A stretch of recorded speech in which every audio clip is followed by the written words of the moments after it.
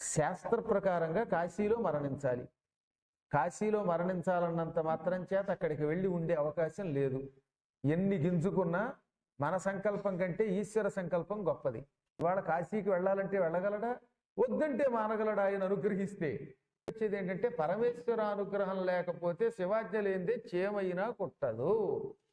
కాబట్టి కాశీకి వెళ్ళి అక్కడే శాశ్వతంగా చివరి రోజులు గడిపి మరణించాలని ఆశ్రమాలు కట్టుకుని రూములు కట్టుకుని నివసించేవాడు కూడా అక్కడ చావాలంటే చావలేడు. ఒక ఆవిడ నేను ఎరిగి బాగా ఐశ్వర్యవంతురాలు, అందరికీ పెళ్లిళ్ళు చేసి తన పేరు మీద ఒక 50 లక్షలు డిపాజిట్ కూడా చేసుకుని కాశీలో ఒక గొప్ప ఆశ్రమంలో రూము కట్టుకుంది. ఆవిడ సొంత డబ్బు పెట్టి, బోల్డ్ డబ్బు ఉంది, అంత ఇంత కాదు, శుభ్రంగా ఉంది. అక్కడ 25 సంవత్సరాలు నివసించింది కాశీలో చచ్చిపోదామని. నేను ఎట్టి పరిస్థితుల్లో కాశీ వదిలి రాను, ఏమో ఏ క్షణంలో చచ్చిపోతామో కాశీలోనే చచ్చిపోతానంది ఆవిడ. పాప ఇలా 1970లో వెళ్ళి 95 దాకా ఉంది. 95లో ఆవిడ ముని మనవరాలకి పెళ్లి జరిగింది విజయవాడలో. అందుకని బతిమాలి ఏమమ్మా రావలసిందే అన్నారు. నేను రానన్నా సరే సరే ఆవిడ ముని మనవరాలంటే కొంచెం ఇష్టం, ఎందుకంటే ఆవిడ పేరు పెట్టారట. ఎవరికైనా తమ పేరు మనవలకో మనవరాలకో పెడితే ఎంత సరదా వచ్చేస్తుందో. అవి బాబాయ్ నా పేరెట్టారు, నా మనవడు నేనే అంటాడు. ఇక అక్కడి నుంచి మాయ, ఈ నేను నాది అనే మాయలో పడిపోకుండా జీవి ఉండలేడు. ఈవిడు కూడా పడిపోయింది. ముని మనవరాలకి నా పేరెట్టారట, నా పేరే అనుకుని పాపం కాశీ నుంచి బయలుదేరి టైట్ షెడ్యూల్లో ఫ్లైట్లో దిగింది. దిగి పెళ్లిలో ఆశీర్వచనం చేసి బాత్రూమ్కి వెళ్ళింది. ఇలాగే కాలేసింది పాపం వైరు మీద. ఆ వైరు ఆవిడ పాటి వైరు అయిపోయి ధామం చచ్చిపోయింది. నిజంగా ఆవిడకి ఆశ్చర్యం చెప్పంటారా?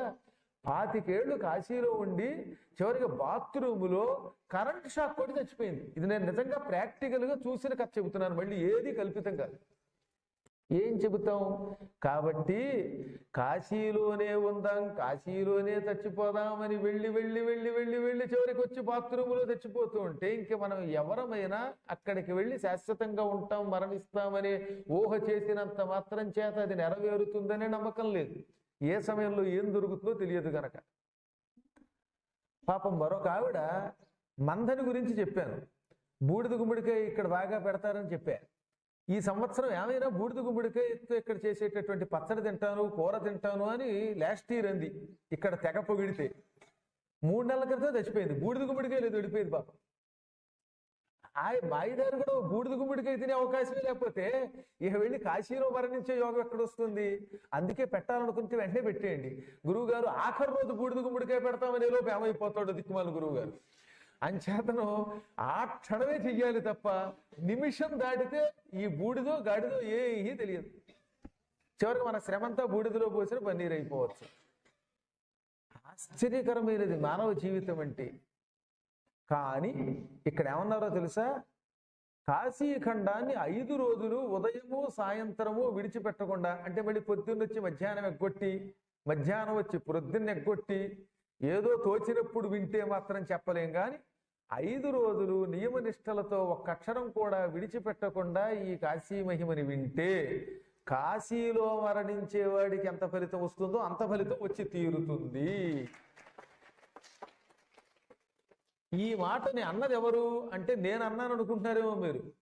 కుమారస్వామి అగస్త్యుడికి చెప్పాడు. చెప్పింది కుమారస్వామి. కుమారస్వామి చెప్పింది ప్రమాణమని అందరూ నమ్మవలసింది. కాబట్టి